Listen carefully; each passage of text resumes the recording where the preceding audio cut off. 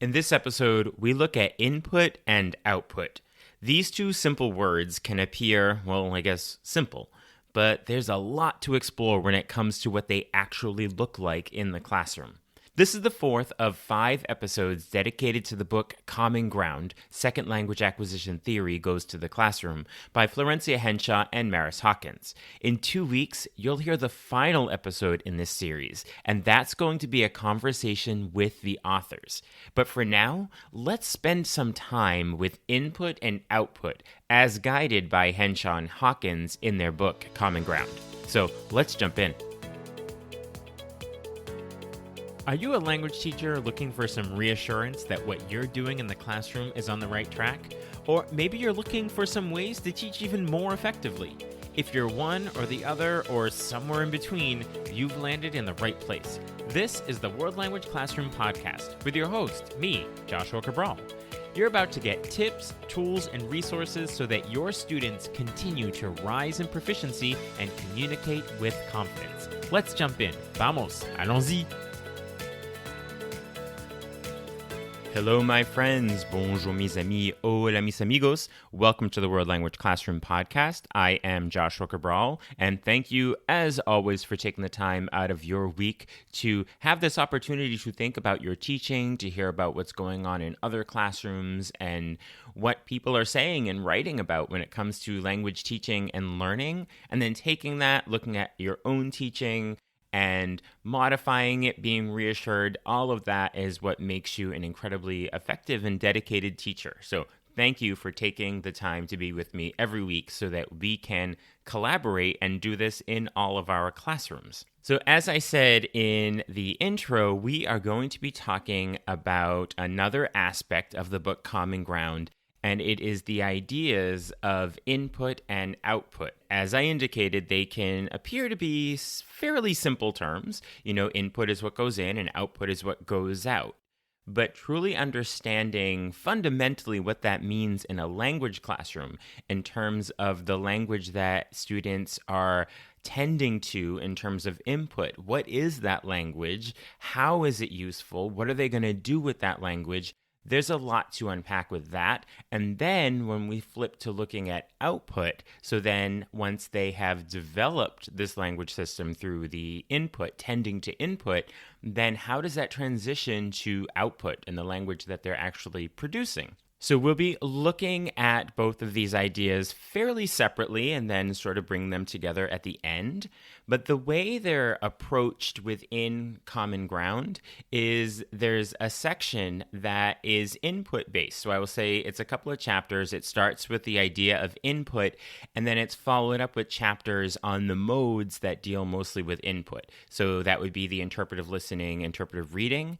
And then the other section on output really dives deep first into the idea of output, and then it's followed up by chapters that focus on more of, I would call them the output modes, which would be the presentational, whether that's writing or presentational speaking modes. So before we dive into this whole idea of input and output, I'd like to do just a quick recap in case you have been listening or maybe you haven't caught all the episodes in this series.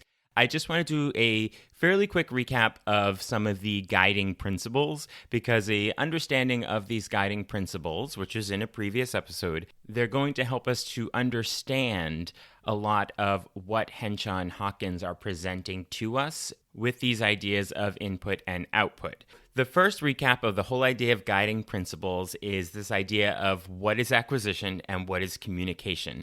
And if we truly understand what acquisition and communication are, then this whole idea of input and output will make a lot more sense. So when we talk about acquisition, and this is all based on what is shown to us, presented to us in Common Ground by Henshaw and Hawkins, and they say that acquisition, to quote them, is the mostly implicit process of building a linguistic system by making form-meaning connections from the input.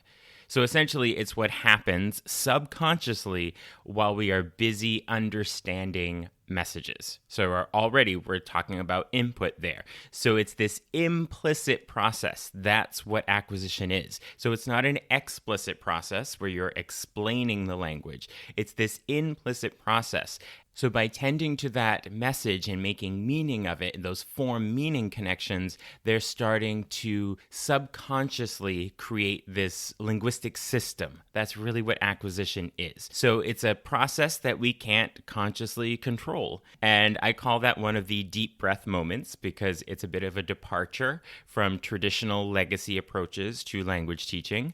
This idea that explicitly teaching about the language is what's going to lead to learning or acquisition, that it's not truly a process that we can consciously control. So what we're doing is we're providing opportunities for students to make meaning and understand the message. And so subconsciously things start to happen where they're building this linguistic system. So it's the parts of the input that we understand of the message that are more likely to get processed. And again, I'm quoting directly from Henshaw and Hawkins here, that it's those parts of the input that help us understand the message that are more likely to get processed. And again, that's happening on a subconscious level, starting to find those patterns and making meaning of it. So what this comes down to is that we don't acquire language by learning its rules and applying them. So the magic, again, Henshaw and Hawkins' word, the magic happens outside of the conscious zone. So that's the whole idea of acquisition. That's one of the major guiding principles of this book. And then the next part to look at, as a quick recap so that we can really dive into input and output, is the idea of what is communication. So we saw what acquisition is. So then what is communication? And acquisition really focused on that input aspect and making meaning of what students are hearing or reading. So now when it comes to communication, this is, again, to quote the authors, it's the purposeful interpretation and or expression of meaning. So we're starting to look, when we're talking about communication, a bit more of the transition from input and then to output, and then sort of the interplay and the back and forth of both. When we're talking about the idea of what is communication, Henshaw and Hawkins give us two powerful questions that we can keep in mind when we're considering whether or not what students are doing is truly and authentically communication. The first question is, what information or content is being conveyed? So again, that would be rather output. And then, what will the audience do with the information? So here's this whole idea now. These are output. So what is being conveyed, and then what am I, as the audience member, as the listener, going to do with what you just said? If I'm not going to do anything with it, and there's no response that you know that I even understood that, it's not truly and authentically communication. So we need to take this idea of acquisition. What is that? Remember, it's that subconscious process of sort of the rule formation, the linguistic system. And then what is communication? So what's being conveyed and what's going to be done with it? So if we really look fundamentally at what acquisition and communication are, then we can have a true fundamental understanding of the role of input and output. So let's start with input. If learners are not understanding, then they cannot make those form meaning connections. That was the fundamental guiding principle when we just talked about acquisition.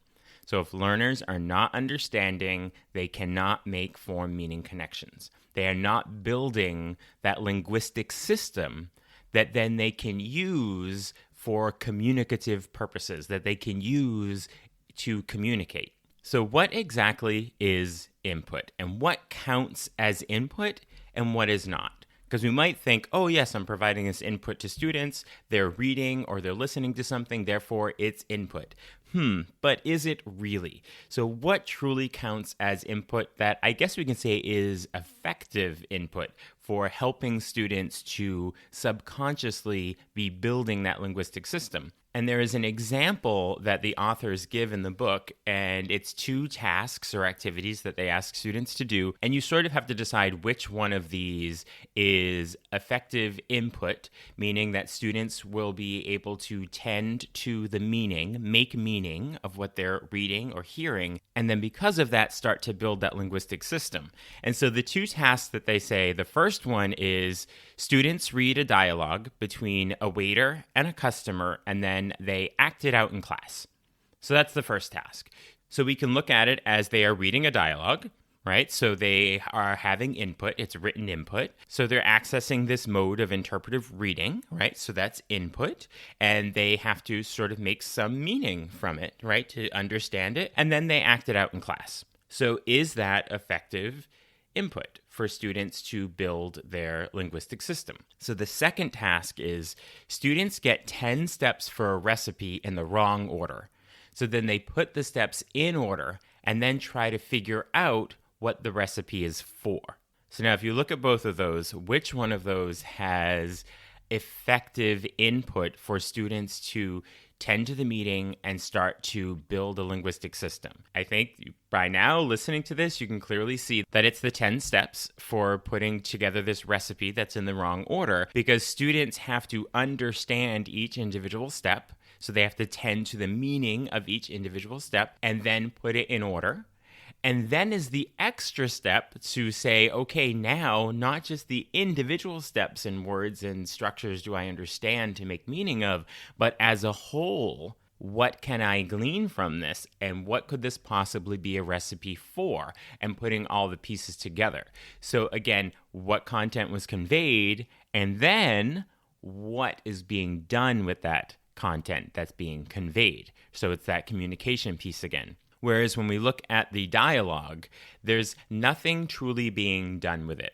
And you don't have to actually understand every word if you're acting it out. And you maybe get the gist of it, but maybe there's some complication you don't get. And you're not actually doing anything with the meaning of it. And with the other activity, when you're truly making meaning of the different steps, is when you're building those subconscious rules that are happening in your linguistic system. Students, as Krashen says, students should be able and compelled to understand. So when we're looking at those two activities, what's really truly compelling the students to learn this dialogue and then present it? There's nothing personal about it. They don't have to really think about what it is. But in the other activity where they have to make meaning of the different steps and then try to figure out what it could possibly be for, that's more of a motivation and a compelling aspect for students. So that goes down to that whole idea with Krashen of students being compelled to understand that it's not just comprehensible input, but it's also compelling input. So as we are talking about this idea of comprehensible input from Stephen Krashen, that's really what a lot of this, to me, feels like it's based on here. So it's coming down to Krashen's input hypothesis. We talk a lot about comprehensible input, CI, but there's this idea also that we have to keep in mind that Krashen's input hypothesis is only one of several components of his entire monitor model. It also includes the affective filter hypothesis, the natural order hypothesis, the distinction between acquisition and learning. So we don't always bring those into this discussion when we say comprehensible input, but they really need to be brought all together. But to look individually at the input hypothesis within Krashen's monitor model, so Krashen's input hypothesis states that learners progress in their knowledge of the language when they comprehend language input that is slightly more advanced than their current level. And you may have heard of I+1. So that's kind of the symbol that is used when we talk about comprehensible input in CI, where the I is the learner's interlanguage, their current ability with the language to understand. And then the +1 is that next stage just beyond. And that's what's going to lead to acquisition. So if you want to dive a little deeper into Krashen's input hypothesis, I'm going to link episode 32, where I go really in depth about his entire input hypothesis and monitor model. So episode 32, it'll be linked in the show notes. But essentially, when we talk about Krashen and input, we can't talk about input without Stephen Krashen because he has his own whole input hypothesis. So of course, the authors of Common Ground had to dedicate some time to this. And when it comes to Stephen Krashen, I spent so much time in graduate school when I was studying applied linguistics talking about Stephen Krashen and the monitor model. We were basically taught, or it was highly suggested to us, that we be incredibly critical of the monitor model because it was overly simplified. There was all this stuff about it. But though Krashen's ideas have been criticized, and I think we do have to consider that, so though his ideas have been criticized, there is strong agreement on the need for input that is comprehensible. So even if we don't take all the aspects of what Krashen said with his input hypothesis and take them all and say absolute, this is the thing, or absolutely not, he was one of the first researchers, theorists out there to put it out there that this role of input is essential. So if you want to criticize Krashen for any other reason, it is an opportunity to just credit Krashen with this idea of input being so essential, and for comprehension to happen, that students need to understand the input. Despite some of the criticism, and I actually do not engage in a lot of Krashen bashing, which is what we used to call it in graduate school, I really find a lot of the work of Stephen Krashen to be incredibly beneficial.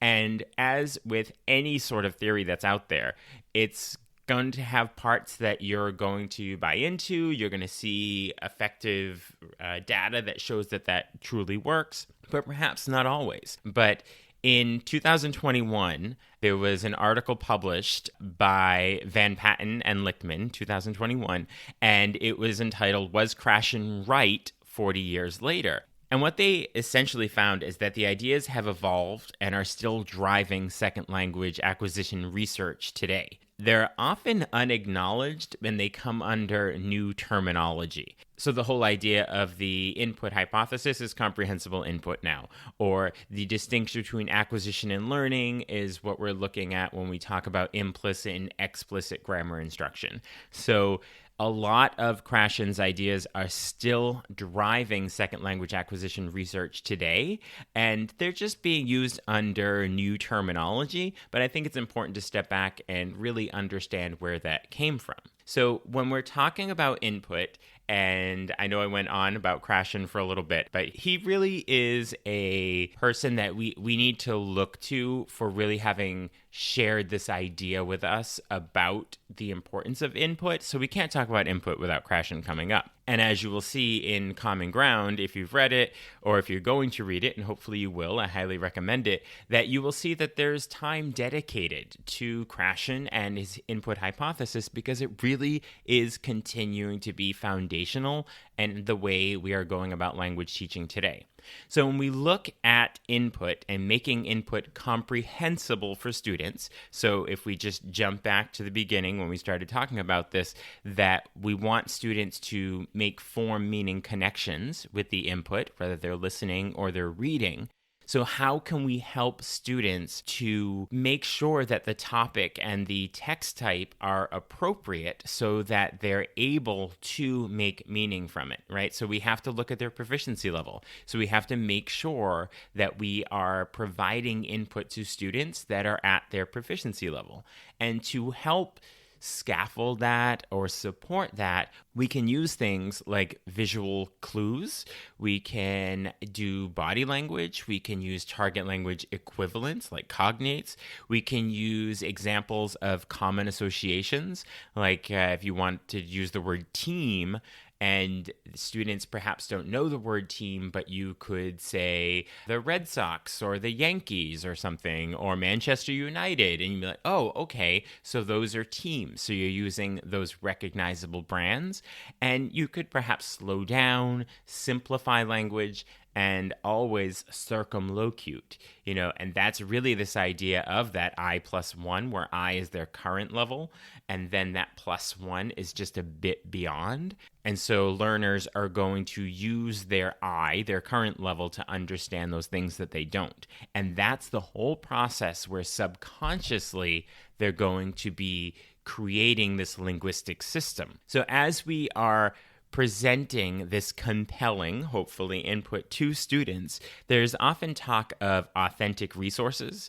So this idea is evolving a little bit right now with what the word authentic actually means. There is an opportunity to dive really deep within Common Ground about this, and there's often Twitter chats about it and what makes truly a resource authentic, and is it authentic if you're not using it for its authentic purpose, even though it is created within a culture for speakers of the same language in that culture, but you're not using it for the intended purpose. So does that make it authentic anymore? There's a lot going around about authentic resources and truly what that word means. So I will leave that to the Twitter sphere to engage with that a bit more. But as we are presenting input that's compelling to students, sometimes authentic resources are going to be an ideal way to do that. And as we're presenting the input, we need to make sure that we're not just having students read, listen, and we're not doing comprehension checks. By doing comprehension checks, two things happen essentially. One is we're keeping it communicative rather than just all one way. And also that comprehension check is going to make sure that students are actually making meaning out of what they're reading or what they are listening to. And so that's going to help them to focus on form meaning, and a byproduct of that will be focusing on forms with an S, which would be the structure. Focus on forms is another hot topic in the world of language teaching right now. But we want to make sure that students are focusing on the form and making meaning, and then secondarily to focus on the forms that help them to understand that. Another deep breath moment, because this is a bit taking a step away from the legacy teaching, but just remember that explicit instruction is not necessary for acquisition. Now, I did say not necessary. There's always going to be schools of thought that there are times when it could be useful. But if it is just explicit and there's not that opportunity for form meaning connection, then acquisition isn't truly going to happen. So just keeping in mind that teaching rules does not speed up the process, even though that could be the feeling because, oh, that's the way I learned it, but it's not really borne out in the research. And unfortunately, the research is biased toward measuring explicit knowledge of the language, and we need to have more research that is less biased in that direction, that we can look at the implicit knowledge of the language. So here's a little bit of an exhale, and I will credit this back to Henshaw and Hawkins in Common Ground, is that drawing learners' attention to grammatical forms within the course of meaningful communication might facilitate language development because it might help learners make or strengthen that form-meaning connection. So as I was saying, focus on form, focus on forms. There may be a place for that. So it's not a right or wrong, this or that. It's just we want to keep things communicative. And remember that word might, because nothing is going to guarantee acquisition. And even when we look at something like PACE, the PACE model, that way of presenting or teaching, quote unquote, grammar to students, it's essentially teaching rules. Even though it's done in a communicative way, it is essentially, in the end, teaching the rules about the language. So it's important that whenever we're doing input, and I know there's a lot to take in when we're talking about input here, but we should lead with meaningful content and comprehensible and compelling input. And if needed, clarify something grammatically along the way.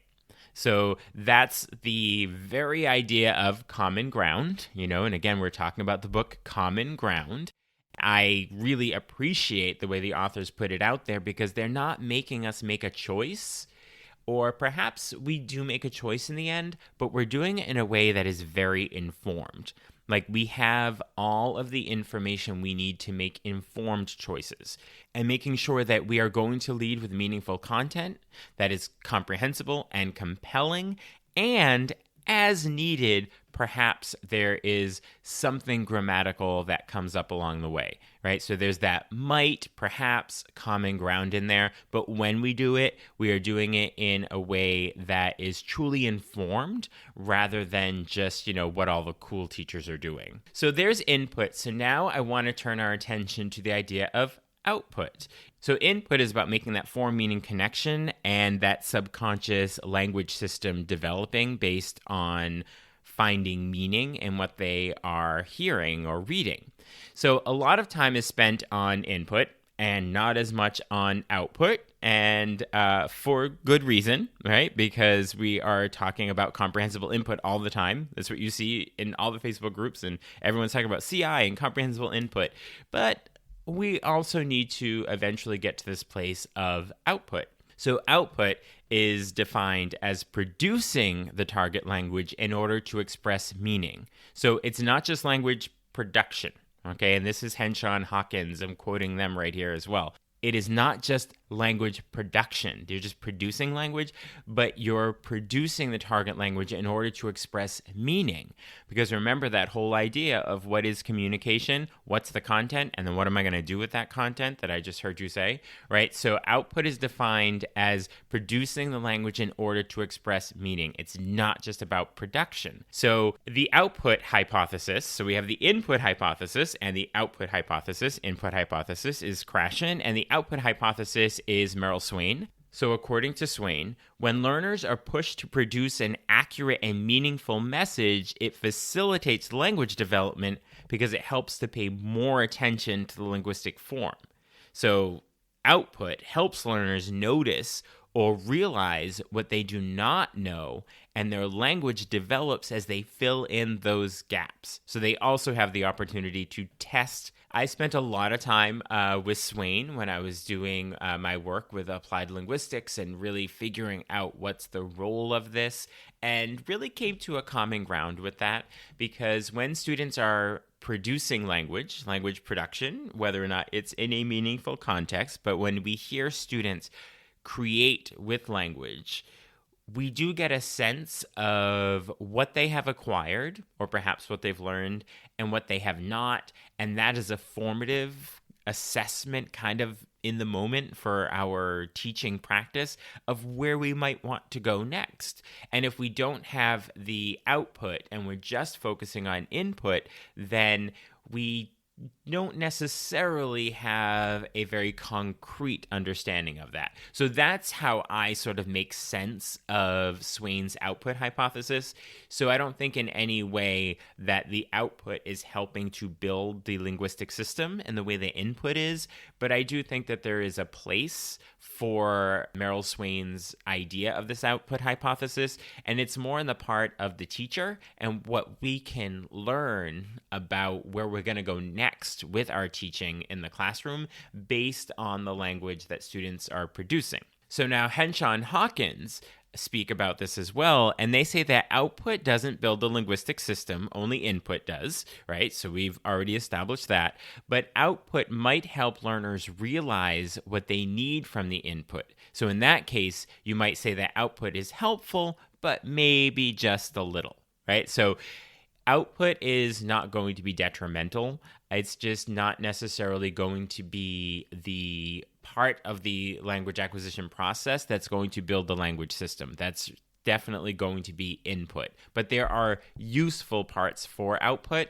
and essentially, in the end, we want students to be able to do all of the modes, and some of those modes are going to require interpersonal speaking and writing that is going to involve output. So we do want to make sure that there are opportunities not just for input, but then output. It's just a question of what's that output going to be and what is it going to look like. So saying that input is necessary doesn't mean that output is not. And textbooks and legacy teaching, as I like to call it, they focus on output because input is seen as something passive, right? So as students aren't doing anything when they're actually doing a lot, particularly on the subconscious level. So there's this association of the word communication with speaking and writing, output, but there is no other communication mode like interpretive listening and reading, the input, which are equally, if not more important, particularly at the earlier times of engaging with a language. So how much input should we provide before we ask students to produce or communicate with the language? So the authors of Common Ground do say that there is no magic ratio for this, so we want to provide communicative input and allow the system, the language system, time to develop, particularly at the novice level, and then students will engage in the output. And personally, for me, in my teaching, this is a question that I really want to explore with Henshaw and Hawkins when I have my conversation with them. This idea of the transition from input to output, how much, how often, what do tasks look like? And I really want to look at the idea of novice output, intermediate, advanced output, and moving students from this idea of memorize the language that is their output and then starting to create with language. And how do you create tasks that promote creation with language rather than just relying on memorized chunks of language, which is more at that novice level? And is there a way to do that? Do the tasks look different?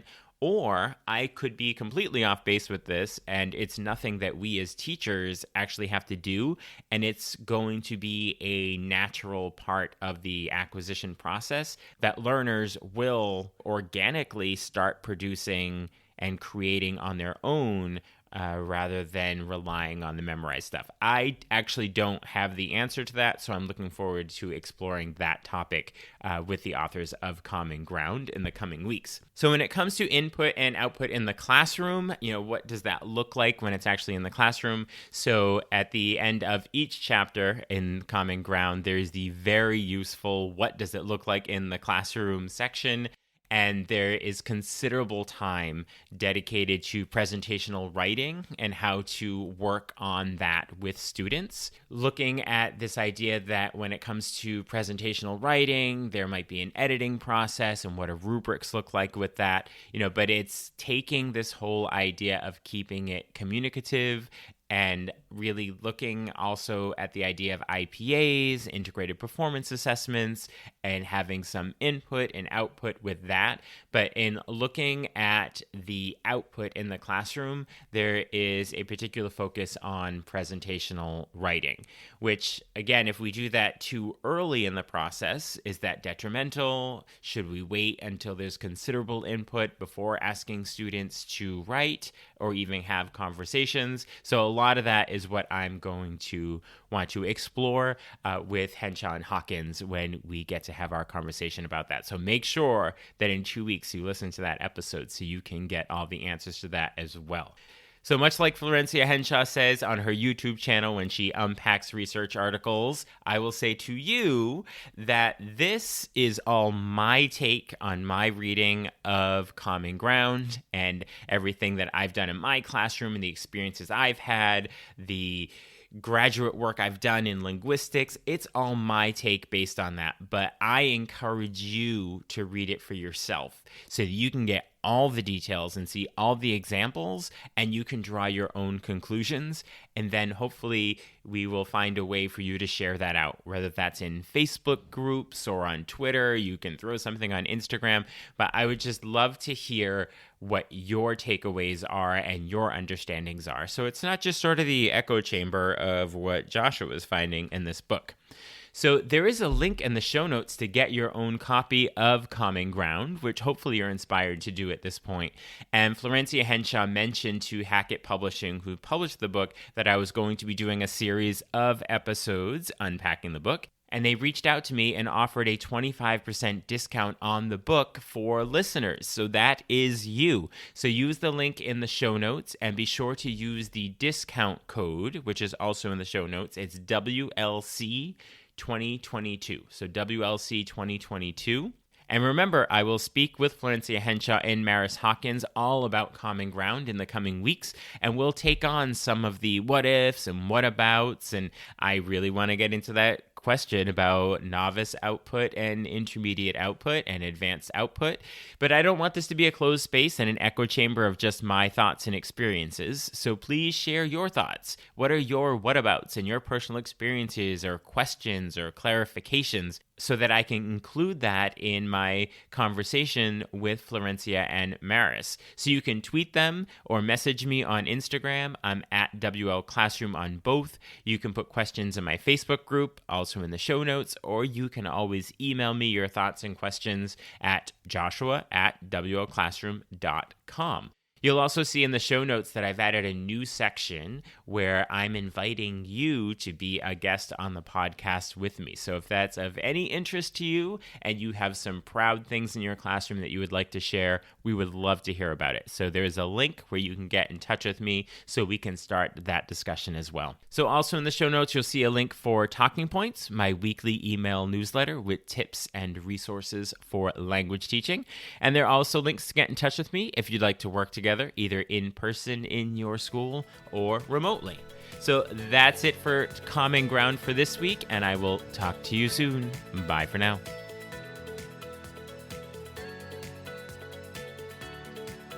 You've been listening to the World Language Classroom podcast. Be sure to follow or subscribe wherever you're listening so you don't miss a single episode. Let's continue the conversation on Twitter, Facebook, or Instagram at WL Classroom. You can also see over 250 blog posts about language teaching at, you guessed it, WLClassroom.com.